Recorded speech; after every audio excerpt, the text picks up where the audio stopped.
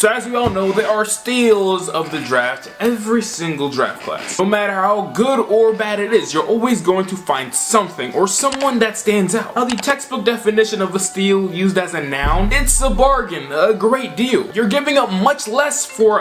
Who's calling me, dog? That's IDEC, bruh. If you know, you know. IDEC.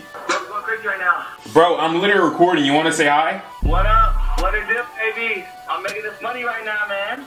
Okay, I'm gonna hang up and call you back in like 20-ish minutes, alright?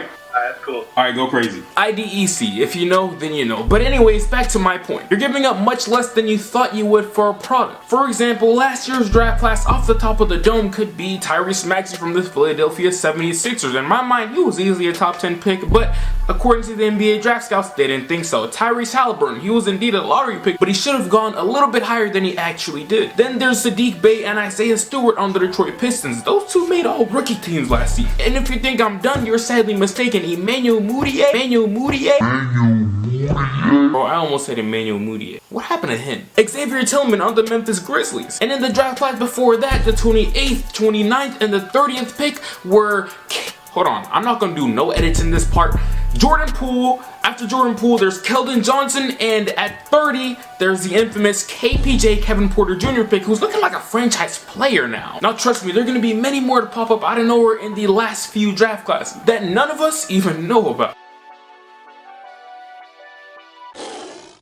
So one of the candidates to be the steal of the draft is, of course, Atlanta's own, or really New Jersey's own, Sharife Cooper. Now, if you know me and if you know my channel, I'm basically a stan. He's like, if not my favorite, then my second favorite player out of this draft class, of course, right after Cade Cunningham. Now, Sharife Cooper is one of my favorite because of his playstyle. He was one of the more doubted and disrespected guards, as we've seen in the NBA draft just a couple nights ago. I was over here sitting, chilling with my bros, waiting for him to get called in the late 20s. Late 20s, someone get called? Okay, cool. He's for sure gonna get picked at 20 or something like that by maybe my own team. But no, my own team takes another steal that I'm going to be mentioning very soon, but not just yet. Okay, he's not 20, he may be 25, 30. Who cares?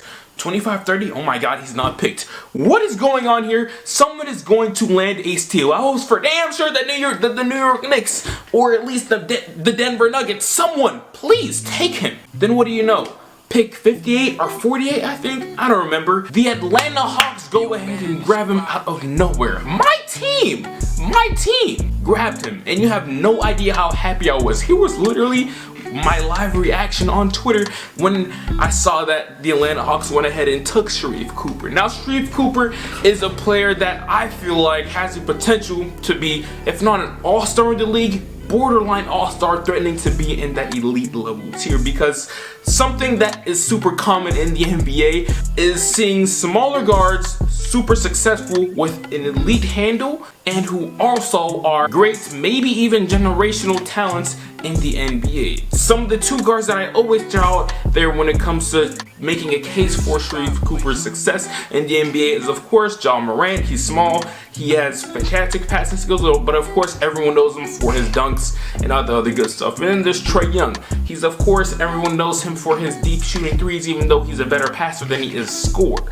I viewed Sharife Cooper in the same light. Now, I wouldn't put Sharife on that same tier, of course, because he's missing something that puts him over the top and makes him extraordinary. Ja Morant has that crazy top tier elite athleticism, and Trey Young has that top tier elite range. Sharife Cooper, though, he don't have no athleticism like that. Well, he's athletic, trust me, but in his own right. I see athletes like Sharife Cooper all the time, so that's nothing crazy. And when it comes to shooting, it's a little rocky too. Besides that, I can't really say and also his defense. He's not good at defense like that either because of course his size. There's not too much that makes Sharife Cooper other than just how lethal of a handle he has. For the Atlanta Hawks to go ahead and grab a talent like this who can push the pace and is never rushed, bro, in my mind he's like a revamped version, a 2021 brand new version of Rajon Rondo. People say CP3, okay, I can see that, but he's like a new version of Rondo because his shot is not the prettiest right now, but it's developing. I don't know if that's a bad comparison to put on Sharife Cooper, but hey, I just get those type of vibes when I watch him play, and I got that on my team. He,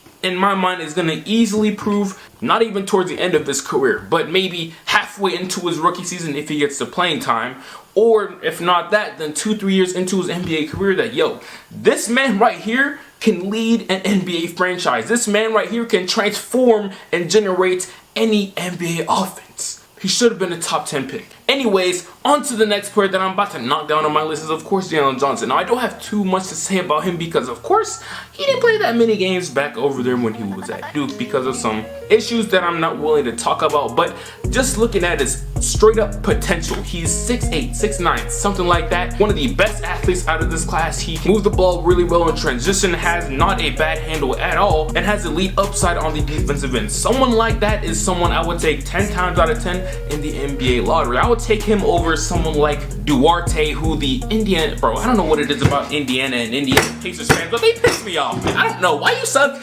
Duarte. He reminds me of Malcolm Brogdon. I don't know. Anyways, he's someone basically that I would go ahead and take if I was in the lottery because of the things that he does on the court, and players like him are uber valuable. And setting him up next to Trey Young, y'all boys are gonna regret it. Okay, so I'm off of my Atlanta Hawks talk. I had to get that out of my chest, boys. I'm sorry that you had to deal with it. So anyways, one of the next deals that I'm gonna be talking about, hold up, wait, the camera finna die. Give me 2 seconds. Battery pack change. Okay, so one of the next picks that I believe is going to be a steal in the NBA draft was picked at number 18 by this team right here. Do you see this? Do you see this? You can see this. The Oklahoma City Thunder. Now, I'm not sure if I have any Thunder fans watching this video, but I'm going to go ahead and declare myself as, here it is, a part-time Oklahoma City Thunder fan. Whenever I'm not watching no Atlanta Hawks, don't believe, I'm watching this organization here. You know why? Because this player that they selected, Trey Mann, is one of my favorite players out of this draft class once again. And I'm not saying that he's going to be a steal just out of favoritism, but it's just literally factual. When you look at the type of guards in the NBA who succeed and thrive, Trey Mann was that, and he was not taken in the lottery, which he was not expected to, but I just feel like he's going to be a steal. He can do a lot of the things that a lot of the modern day guards can do at an extremely high level. He has, of course, a deep bag. Wait, hold on, I think I'm forgetting something. Speaking of bags, oh yeah, shout out to today's sponsor, The Ridge. One of my favorite companies now, specifically when it comes to wallets. Now they sell, of course, other things, knives, book bags, and all that good stuff, but I was just way too fascinated and in love with their wallet. Here's the box that it came in. I don't know if you guys can see this, and these people were kind enough to go ahead and send me their stuff, give it a little test run, and they gave me a wallet. Now this wallet right here, I think it was called Carbon Fiber, and it's a gorgeous wallet. I'm not sure if you can see too well with this light, but of course this wallet is something that I damn near needed for sure. I got this wallet right here when I was like 16 or 15 years old, and I spent all my money on this wallet. It was from Walmart and I had no money. I was broke, bro. So this wallet has been through it, and it's kind of torn up and just really flimsy and annoying to keep in my pocket, and it's super bulky. So I was like, yo, I need to go ahead and make an upgrade, and I got upgrade. I love the simplicity of this wallet. I'm a simple kind of guy, and also how durable this wallet is. If you would like your own Ridge wallet just like me, go ahead and click the link in the description or in the comment section and use my coupon code MOJO99 for 10% off of your very next purchase. Shout out to the Ridge wallet, and I appreciate you guys for getting me right. They the homies, bro. They even sent me a shank inside of my little box.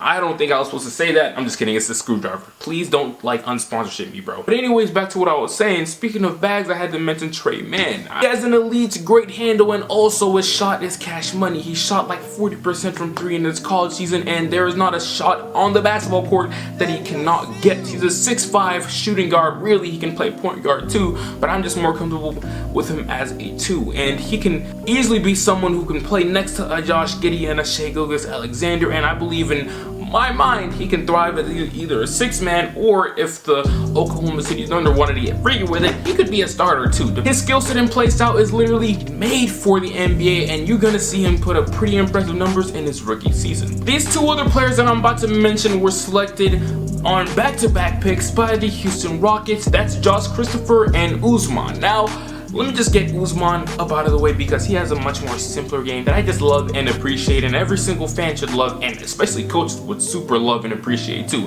He's simple. He plays elite defense. He's an undersized power forward who's really not undersized like that at all, considering how big everybody else is at that position. And also, he's an exceptionally well passer on the court as well. What is not great about that, he has a super similar skill set to the number 4 overall pick in this draft, Scotty Barnes. He's in that same exact mode. Now, he doesn't have that type of potential, but at the end of the day, he can still do those things at a pretty high level. And I think him being on a team like the Houston Rockets, who don't have many great defenders, bro, you got KPJ, Jalen Green, and also Josh Christopher. Of course, they have potential on that end, but I don't expect them making a big impact. And Usman being on that team will do nothing but amplify his skill set. He'll go ahead and get his teammates open looks while being in the passing lanes, blocking shots, and just having great natural defensive instincts. That's a player that any team, literally any team, would use. And as for Josh Christopher, bro, simple as this, he's a bucket getter who can do a multitude of things really well in the NBA once he fully hits his stride. Now, I don't expect him to go ahead and be a starter or anything wild like that. No.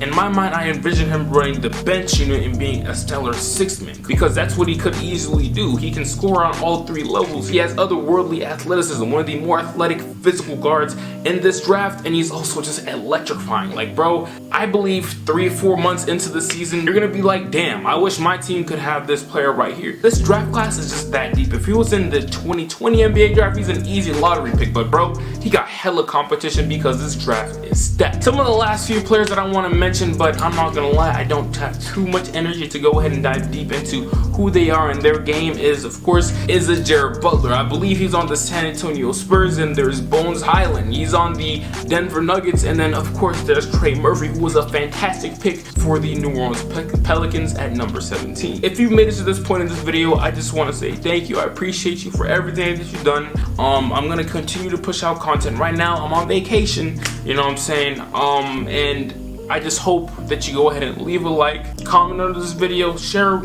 your thoughts and who you thought were steals of the draft. Did I miss anyone? Was I too lazy? I don't think I missed anyone. I was just probably too lazy to mention the player that you're thinking about in your head. But outside of everything that I just said, I just hope that you really do make your day great, and also use that 10% code on Ridge, Mojo99. Anyways, outside of all that, I hope that you make your day great. Until then, I'll get right with you. Wave check.